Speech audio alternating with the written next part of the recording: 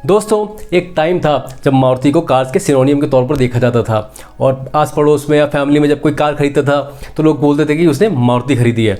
लेकिन पिछले कुछ सालों में मारुति का जो ये रुतबा था ये काफ़ी हद तक कम हुआ है और लोग मारुति सुजुकी को एक काफ़ी अनसेफ कार ब्रांड के तौर पर देखने लगे हैं। हालांकि आज भी मारुति सुजुकी इंडिया का लीडिंग कार मैन्युफैक्चरर है with over 41% of total market share. लेकिन फिर भी सेफ कार्स के ज़माने में लोग अक्सर मारुति की कार्स को टिन कैन जैसी उपाधि देते मिल जाते हैं और उनकी स्विफ्ट और बलेनो जैसी कार्स के कुछ इस तरीके के फ़ोटोज़ भी अक्सर हमें सोशल मीडिया पर वायरल होते दिख जाते हैं। अभी रिसेंटली हमारे स्वदेशी न्यू कार असेसमेंट प्रोग्राम यानी भारत एनकैप के लॉन्च होने पर मारुति सुजुकी ने भी इसमें बढ़ चढ़कर हिस्सा लेने की बात करी है। अब जो बी एनकैप जो है वो भी वही almost the same as the global NCAP. तो अब इंडिया में भी हम ग्लोबल एनकैप की तरह हम स्टार रेटिंग करेंगे, मैन्युफैक्चरर जो गाड़ी देंगे और हम टेस्ट करेंगे।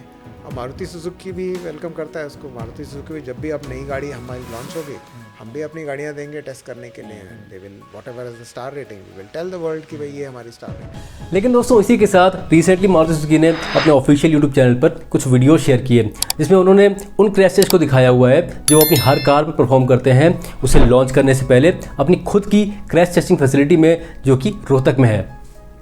एक इंटरव्यू में मारुति सुजुकी इंडिया के सीटीओ मिस्टर सीवेरवन बताते हैं कि इंडिया में बिकने वाली हर गाड़ी को कुछ बेसिक सेफ्टी रेगुलेशंस को मीट करना पड़ता है, जिसके बाद ही उसको एक होमोलोगेशन सर्टिफिकेट मिलता है और गाड़ी बेची जा सकती है।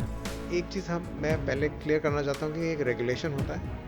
रेगुलेशन हर एक मेकर को वो रेगुलेशन तो मीट करना ही।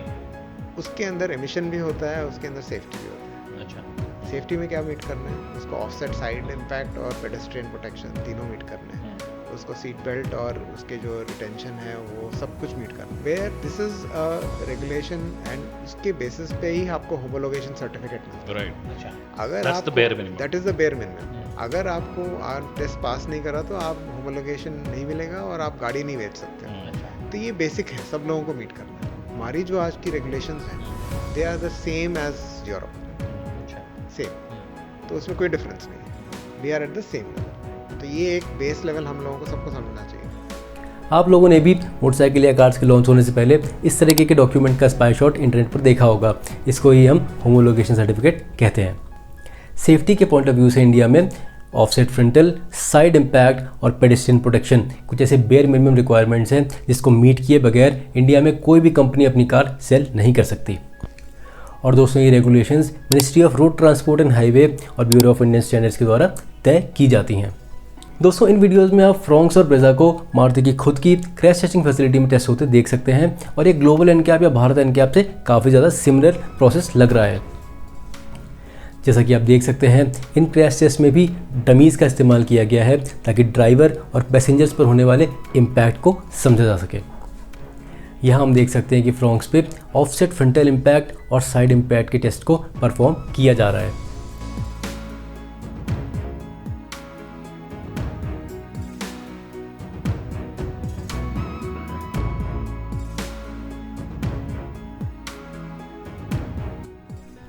मारुति सुजुकी कहता है कि इनकी कार्स में एक सेफ जोन होता है जो पैसेंजर कंपार्टमेंट को प्रोटेक्ट करता है और आगे इंजन बे की तरफ और पीछे बूट की तरफ दो क्रशेबल जोन्स होते हैं जो किसी एक्सीडेंट के इवेंट में इम्पैक्ट को एब्जॉर्ब करने का काम करते हैं।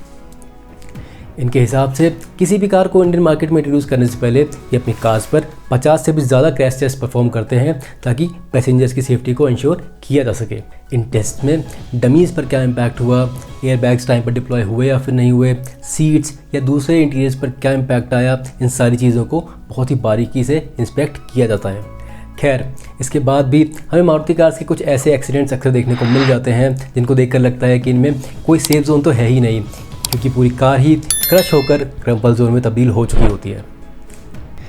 लेकिन दोस्तों, ग्लोबल एनकैप हो, भारत एनकैप हो, यूरो एनकैप हो या फिर इनकी खुद की क्रैश टेस्टिंग फैसिलिटी, ये सारी ऑर्गेनाइजेशंस 50 kmph पर साइड इम्पैक्ट और 64 kmph पर फ्रंट इम्पैक्ट को टेस्ट करते हैं। लेकिन अगर इंडिया की स्पीड लिमिट्स की बात करूं तो यहाँ पर एक्सप्रेस वेज पर 120 kmph और नेशनल हाईवेज़ पर कहीं 100 kmph और कहीं 80 kmph की स्पीड लिमिट दी गई है। अब लोग अगर इन स्पीड लिमिट्स को ही फॉलो कर ले तो फिर काफ़ी बड़ी बात है, क्योंकि इंडिया में हैवी ड्राइवर्स की कमी तो है नहीं, और उसके बाद नतीजा कुछ ऐसा निकलता है।